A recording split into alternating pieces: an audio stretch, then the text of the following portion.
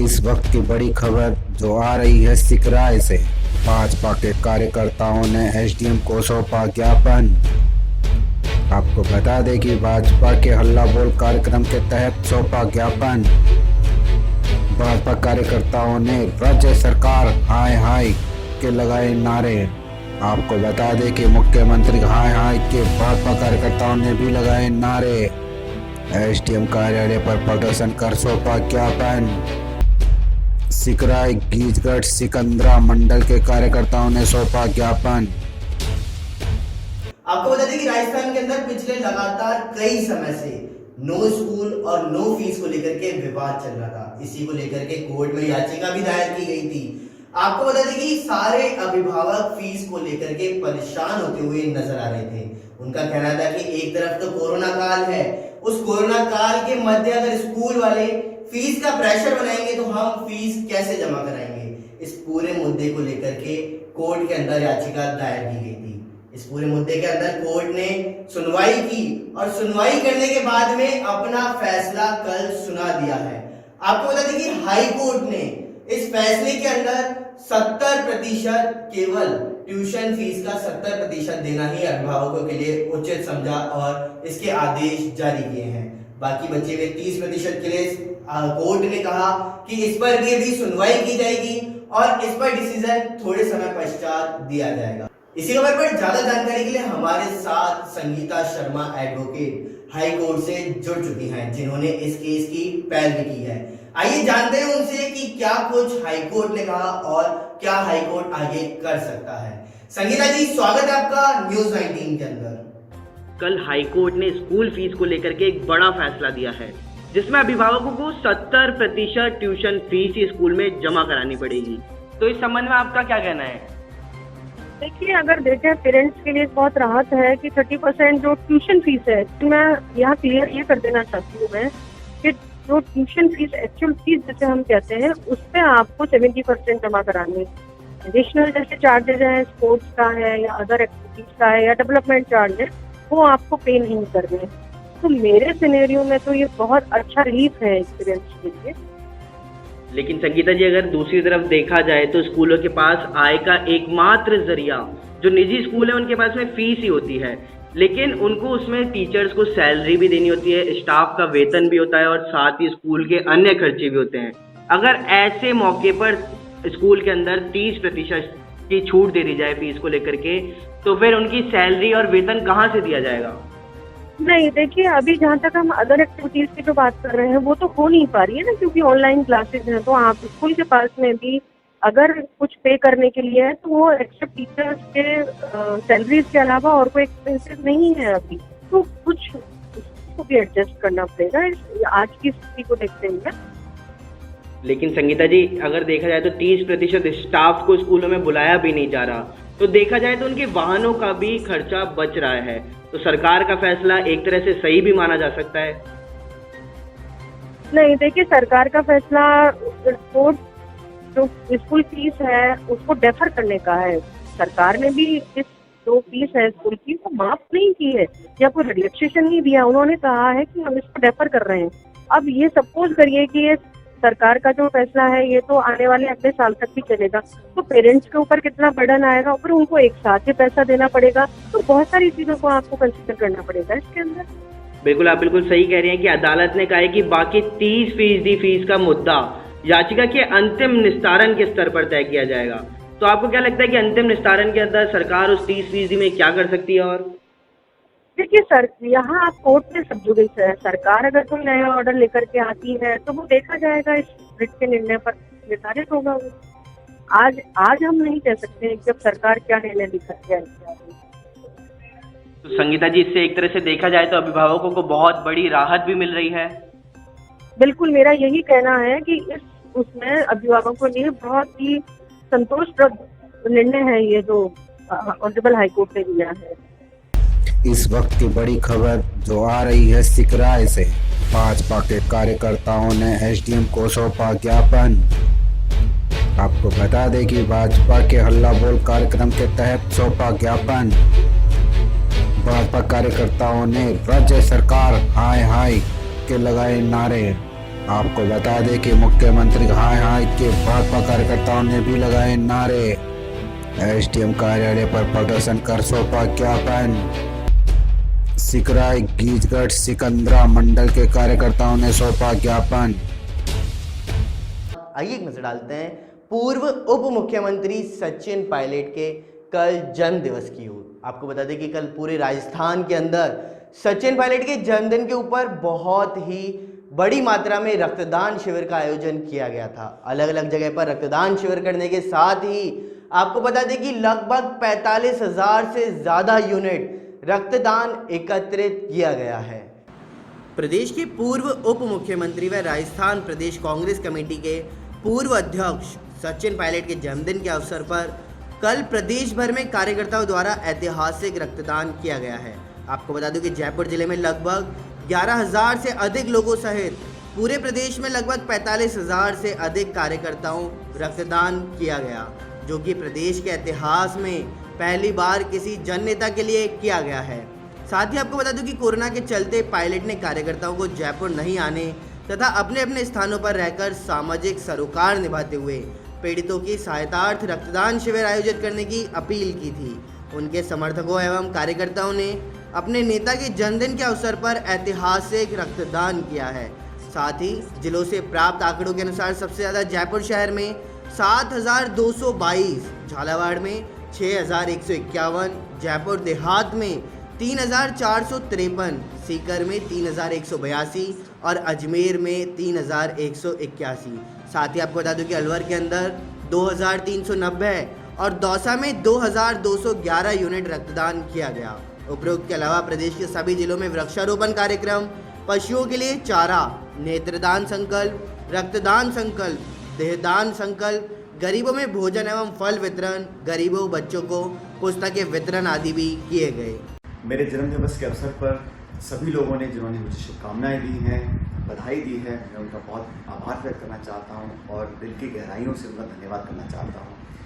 आज राजस्थान समेत कई जगहों पर लोगों ने शिविर लगाए हैं रक्तदान करने के लिए और मुझे जानकारी मिली है कि सैकड़ों की तादाद में ऐसे शिविर लगाए और बहुत सारे लोगों ने ये रक्तदान कर आज एक मानवता की सेवा करने का परिचय दिया है। मैं उन सभी लोगों का बहुत आभार व्यक्त करता हूँ, नौजवानों का, महिलाओं का, ग्रामीण क्षेत्र में, शहरी क्षेत्र में जिन्होंने आकर जो कोरोना के समय आज संकट हमारे सामने हैं, जब अस्पतालों में, ब्लड बैंक्स में खून की कमी आ रही थी, आज सबने बढ़ चढ़ कर आकर हज़ारों लोगों ने रक्तदान किया है और मेरे लिए इससे बड़ा कोई जन्मदिन का तोहफा नहीं हो सकता। तो मेरे जन्मदिवस पर मेरे इस आग्रह को लोगों ने स्वीकार किया और बजाय जयपुर में आकर इकट्ठा होने से उन्होंने अपने ज़िलों के अंदर इस प्रकार के आयोजन किए। मैं उन सभी लोगों का धन्यवाद देना चाहता हूँ, प्रशासन का, लोगों का, अधिकारियों का, जिन्होंने सहयोग किया। और मेरे ख्याल से इससे बड़ा कोई मानवता की सेवा का काम नहीं हो सकता जहां हम रक्तदान कर लोगों की जान बचाएं। और कोरोना का संकट लगातार बढ़ रहा है, हमें एहतियात बरतना पड़ेगा और आने वाले समय में जो चुनौतियां आएंगी उसका सामना करने के लिए सबको एकजुटता से, अनुशासनता से काम करना पड़ेगा। एक बार फिर मैं सभी लोगों का धन्यवाद करता हूं जिन्होंने शुभकामनाएं दी हैं, बधाइयाँ दी हैं। मैं आपका हमेशा हमेशा आभारी रहूँगा। टोंक जिले से बड़ी खबर सामने आ रही है। आपको बता दूं कि टोंक जिले के पीपलू तहसील के रहीमपुरा धौलाबाटा से चतुर्थ विशाल पदयात्रा निकाली गई। जी हाँ, बिल्कुल सही सुन रहे हैं, धौलाबाटा से चतुर्थ विशाल पदयात्रा निकाली गई है। आपको बता दूं कि श्री श्री 1008 श्री जाल वाले बाबा बगड़ी में कोरोना वायरस में सोशल डिस्टेंसिंग की पालना करते हुए यात्रा को रवाना किया गया। जी हाँ, सोशल डिस्टेंसिंग की पालना करते हुए यात्रा रवाना हुई है। आपको बता दूं कि कन्हैयालाल गुर्जर, रामकरण गुर्जर, आसाराम गुर्जर, रामस्वरूप गुर्जर, डॉक्टर सुरेश गुर्जर, शंकरलाल गुर्जर भी वहां पर मौजूद रहे। आइए एक नजर डालते हैं राजधानी जयपुर की ओर। आपको बता दें कि राज्यपाल कलराज मिश्र ने मुख्यमंत्री अशोक गहलोत की तारीफ करते हुए कहा कि आने वाली जनता के लिए मुख्यमंत्री अशोक गहलोत बहुत ही सराहनीय कार्य कर रहे हैं। राजधानी जयपुर के अंदर कलराज मिश्र ने कहा कि राजस्थान अभूतपूर्व है। राजस्थान देव शौर्य, कला, स्थापत्य व हेरिटेज की भूमि है। यहाँ का मरुस्थल एक समय सागर था। उन्होंने कहा कि राज्यपाल को संवैधानिक आधार पर कार्य करना होता है। राज्य सरकार राज्य के सर्वांगीण विकास के लिए कार्य करती है। राज्यपाल व राज्य सरकार के समन्वय से राज्य का चतुर्दिक विकास बेहतर तरीके से होता है। राज्यपाल मंगलवार को यहां राजभवन में उनके 1 वर्ष पूरे होने पर आयोजित समारोह को संबोधित कर रहे थे। इस अवसर पर राज्यपाल कलराज मिश्र के स्वर्णिम 1 वर्ष पर प्रकाशित नई सोच नए आयाम पुस्तक का लोकार्पण मुख्यमंत्री अशोक गहलोत व विधानसभा के अध्यक्ष डॉक्टर सीपी जोशी ने किया। उन गतिविधियों के आधार पर एक पुस्तक बनाई, पुस्तक लिखी और उस पुस्तक के लोकार्पण के अवसर पर यहाँ उपस्थित हमारे अत्यधिक परम प्रिय और यशस्वी मुख्यमंत्री आदरणीय श्री अशोक गहलोत जी और बड़े ही कुशलता से नियमों के अनुकूल संवैधानिक व्यवस्था के आधार पर सदन को चलाने वाले योग्य व्यक्तित्व के धनी आदरणीय सीपी जोशी जी, हमारे यहाँ के मुख्य सचिव जी, हमारे मुख्य सचिव अशोक गहलोत जी, मुख्यमंत्री जी, हमारे विधानसभा के सचिव श्री माथुर जी, हमारे सहयोगी सुबीर कुमार जी, गोविंद जी, अन्य बंधुगण। साल भर बीत गया, मुझे पता भी नहीं लगा कि कितना जल्दी साल बीत गया। आज ही के दिन मैं आया था यहाँ शाम को और 9 तारीख को मैंने शपथ ग्रहण की थी। जिस दिन मुझे कहा गया कि मैं राजस्थान का राज्यपाल के रूप में जाऊं। मुंबई से बड़ी खबर सामने आ रही है। आपको बता दें कि ड्रग्स एंगल के अंदर रिया चक्रवर्ती को गिरफ्तार कर लिया गया। जी हाँ, सुशांत सिंह की एक्स रिया चक्रवर्ती को गिरफ्तार कर लिया गया है। आपको बता दें कि रिया का मेडिकल भी करवाया जाएगा, क्योंकि ड्रग्स एंगल के अंदर रिया चक्रवर्ती को गिरफ्तार किया गया तो मेडिकल भी करवाया जाएगा। साथ ही आपको बता दें कि रिया चक्रवर्ती को एनसीबी ने गिरफ्तार किया है। जी हाँ, बड़ी खबर हम आप तक पहुंचा रहे हैं कि एनसीबी ने रिया चक्रवर्ती को गिरफ्तार कर लिया। एनसीबी के दफ्तर के बाहर सुरक्षा भी बढ़ाई गई है ताकि रिया को आसानी से गिरफ्तार किया जा सके। आपको बता दें कि भाजपा कार्यकर्ताओं ने सीएम के नाम एसडीएम को ज्ञापन सौंपा है। फुलेरा विधानसभा क्षेत्र के सैकड़ों भाजपा कार्यकर्ता फुलेरा विधायक निर्मल कुमावत के नेतृत्व में सांभरलेक एसडीएम कार्यालय पर एकत्रित हुए, जहां सरकार के खिलाफ एसडीएम राजकुमार कसवा को मुख्यमंत्री के नाम ज्ञापन सौंपा गया है। इस दौरान विधायक निर्मल कुमावत ने कहा कि विधानसभा चुनाव 2018 में चुनाव प्रचार के दौरान तत्कालीन कांग्रेस के राष्ट्रीय अध्यक्ष राहुल गांधी ने राजस्थान की जनता के सामने एक नारा दिया था, अब होगा न्याय। लेकिन आज 20 माह गुजर जाने के बाद भी आमजन के साथ न्याय नहीं हो रहा और सरकार हर मोर्चे पर विफल होती हुई नजर आ रही है। कांग्रेस सरकार के राज में किसान बेहाल है तो युवा भी बेरोजगार घूम रहे हैं। लगातार राजस्थान में सरकार पेट्रोल डीजल के दामों में बढ़ा रही है, वहीं अपराधों में लगातार ग्राफ भी बढ़ता जा रहा है। ऐसे में भाजपा कार्यकर्ताओं ने सरकार से जल्दी समस्याओं का समाधान की मांग को लेकर के ज्ञापन सौंपा है। और बढ़ते हुए कोरोना के ग्राफ को हमने धरने की जगह केवल ज्ञापन के रूप में आज ये कार्यक्रम पूरा किया। इसमें प्रमुख मांगे एक तो बिजली के बिलों के बारे में थी, सरकार लगातार झटके दे रही है। खाद्य सुरक्षा में नाम नहीं जुड़ रहे, लोगों को पेंशन नहीं मिल रही, डीजल पेट्रोल पे बहुत ज़्यादा वैट राजस्थान सरकार ने लगा रखा है। इसी के साथ जो प्रमुख मांगे हमारी जो थी आम जन से जुड़ी हुई, कोरोना काल में जो लोग परेशान हैं, सरकार को जगाने के लिए हमने ज्ञापन दिया कि सरकार जागे और अपना काम करे, राज धर्म निकाह के कर्तव्य से अपना भागे नहीं।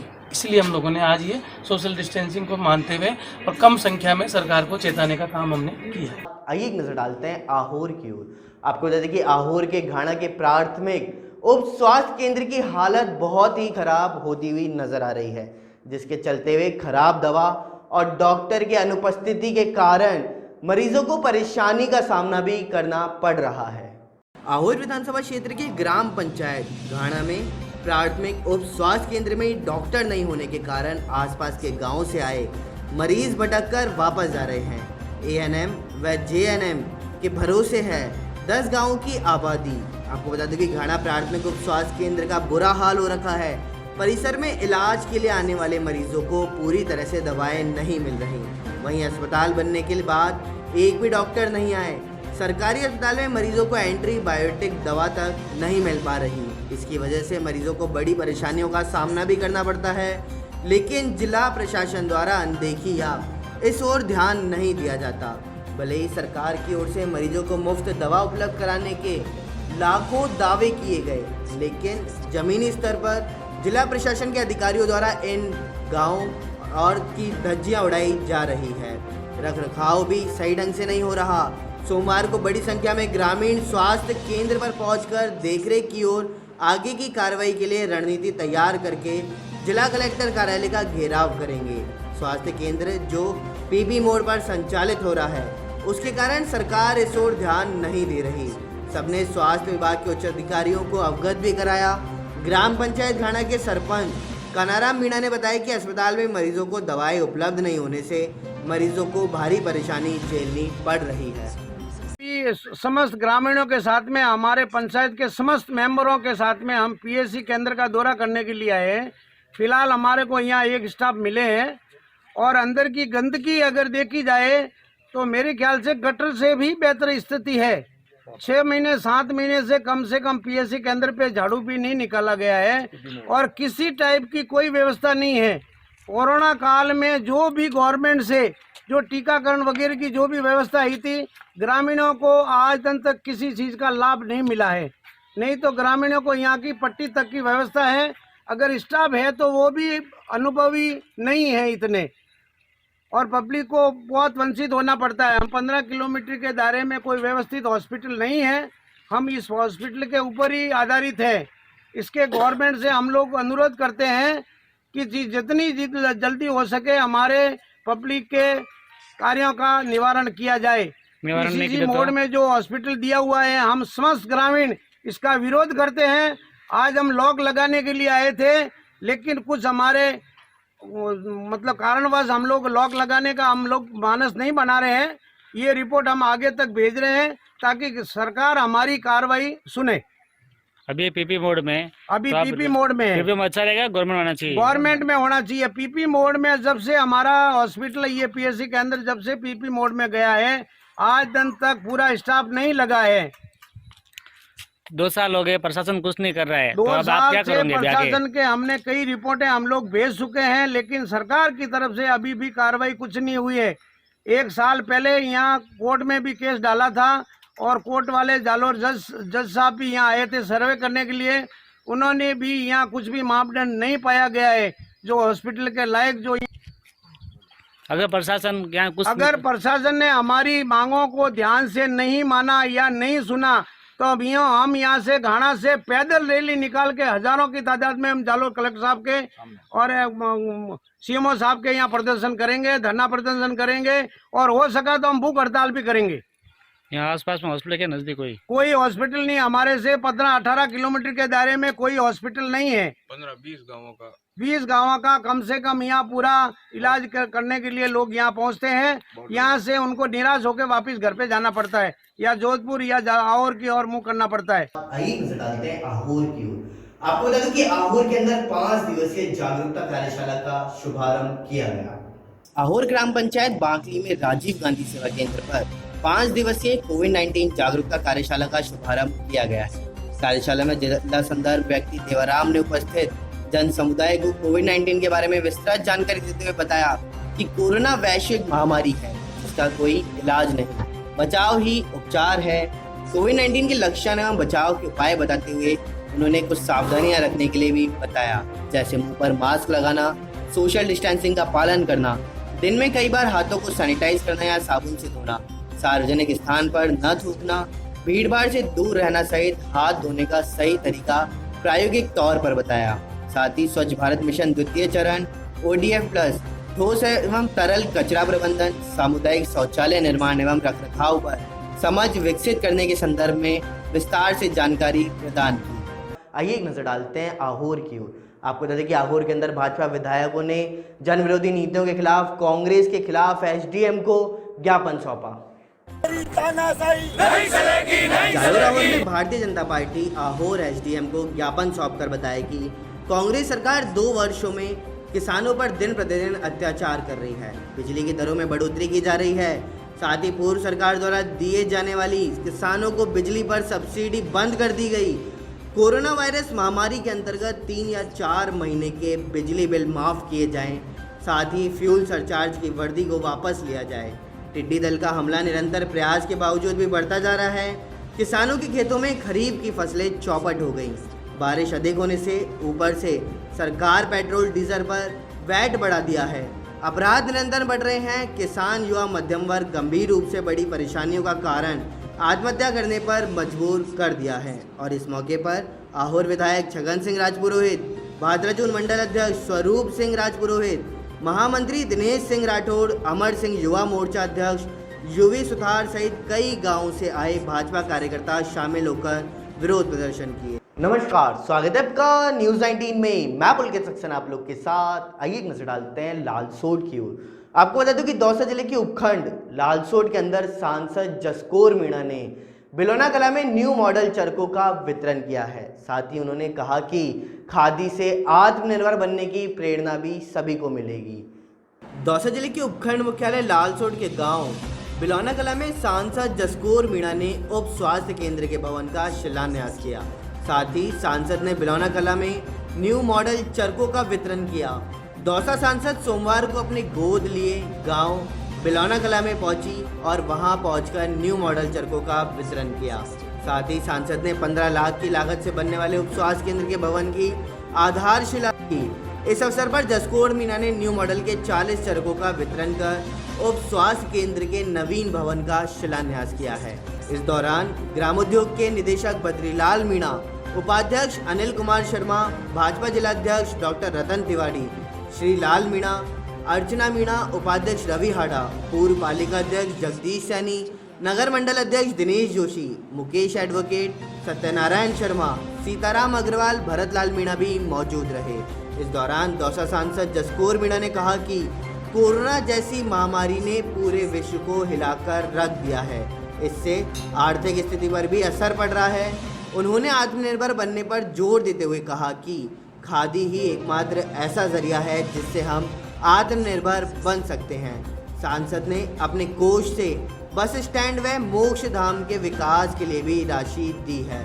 साथ ही उन्होंने कहा कि केंद्र सरकार की ओर बिलोना कला व बड़े खड़ गांव में घर घर पेयजल पहुंचाया जाएगा। पायलट के जन्मदिन पर प्रदेश भर में हुआ है 45,000 से ज़्यादा यूनिट का ऐतिहासिक रक्तदान। मेरे जन्मदिवस के अवसर पर सभी लोगों ने जिन्होंने मुझे शुभकामनाएं दी हैं, बधाई दी है, मैं उनका बहुत आभार व्यक्त करना चाहता हूं और दिल की गहराइयों से उनका धन्यवाद करना चाहता हूं। दौसा जिले के थाना लालसोट के गांव उनियारा के अंदर गांव के राम कल्याण बैरवा की संदिग्ध अवस्था में मौत का मामला सामने आया। राजधानी जयपुर के अंदर विश्वकर्मा इलाके में लूट के लिए फायरिंग की गई है। आपको बता दें कि गोली मारकर पेट्रोल पंप व्यापारी की हत्या कर दी गई। बाइक सवार बदमाशों ने गोली मारकर हत्या की है। साथ ही पैसों से भरा बैग भी लूट कर ले गए बदमाश। जालोर राहोर के अंदर घाना के प्राथमिक उप स्वास्थ्य केंद्र की हालत हुई खराब। दवाएं व डॉक्टर नहीं मिलने से मरीज हैं परेशान। वहीं आपको बता दें कि पर्यावरण को बचाने का प्रयास कर मिसाल पेश कर रहे हैं कुछ प्रकृति प्रेमी। दौसा जिले के उपखंड मुख्यालय लालसोट के अंदर खादी से मिलती है आत्मनिर्भर बनने की प्रेरणा, जसकौर मीणा ने कहा। साथ ही सांसद ने बिलोनी कला में न्यू मॉडल चरखों का किया वितरण।